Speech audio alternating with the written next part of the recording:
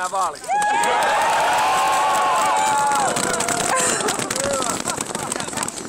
Ja täällä on paljon kysytty Itä-Suomen asioista, mistä ne työpaikat tulee, miten haja-asutusalueella voi elää, mitä tapahtuu maataloudelle. Ja minä lähden kyllä siitä, että kun presidenttiä valitaan, niin presidentti on koko Suomen presidentti ja nämä asiat myös presidenttiä kiinnostaa. Että vaikka sisäpolitiikasta päättävät eduskunta ja hallitus, niin on hirveän tärkeää, että presidentti tietää, mistä asioista kansalaiset puhuvat ja mitkä on ne tunnot. Ja tässä oli jo monia nuorempia ja vanhempia ihmisiä, jotka näistä asioista otti yhteyttä ja paitsi antoivat opastusta ulkopolitiikan hoitoon, niin sanovat, että Itä-Suomi pitää asuttuna, maaseudulla pitää olla elinvoimaa myös tulevaisuudessa.